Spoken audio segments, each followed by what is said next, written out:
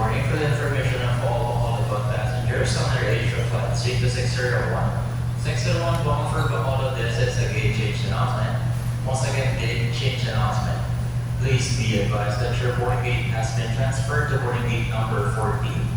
Once again, please be advised that your new and final boarding gate will be at gate number 14. Requesting all Bacolod passengers to kindly transfer to boarding gate number 14. Naiya, Terminal 2. Kindly remain seated and await your next flight boarding call.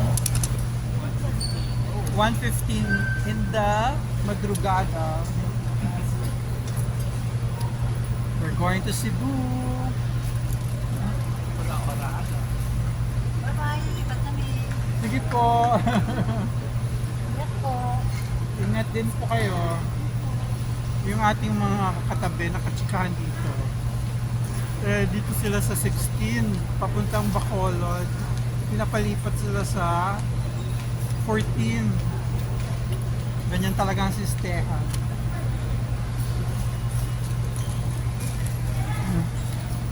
The fact of airport life. May baong kaming Pandi Manila, yung binili kanina. At saka Pandi Manila matcha. Yung cup, dala namin to, baon namin. Tapos may baong kaming naipon naming mini stop spoon and fork. Kasi baka masira. At saka alam nyo naman, Mahalia Jackson sa airport. Tracks of the parking lot considered of passengers on the Go Flight DG6499 to kindly proceed at boarding gate number 17 ground floor level and await for your flight boarding announcement. In flight DG6193 bound for Delta. Parang papuntang lunch.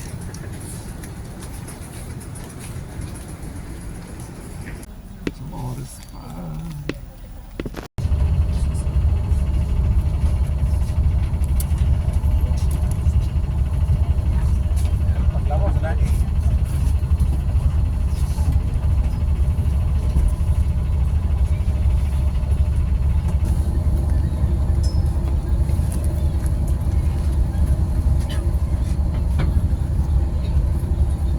Traveling again, baby T. Domestic lang. Still traveling.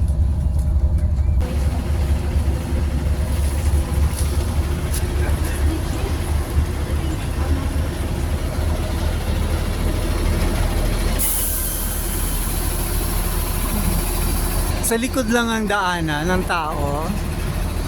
Ang liit ng airplane. Oh my God! Look at that. Can you see the airplane taking off?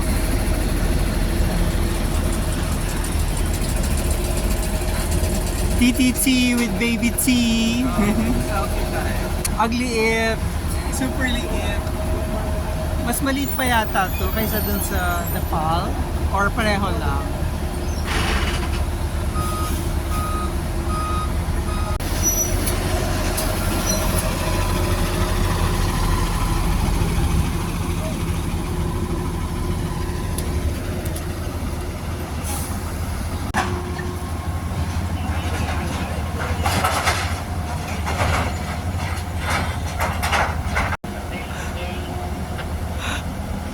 It's so small. Labas mo si Baby T. Ayan, ganyan natin. Yan ang sasakyan mo, Baby T. It's so small. Bagay lang.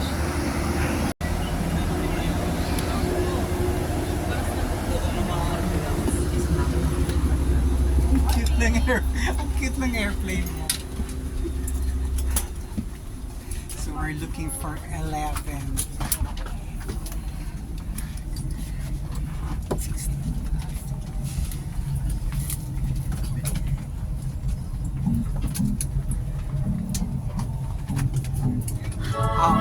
Ito na yung sa akin. Sorry.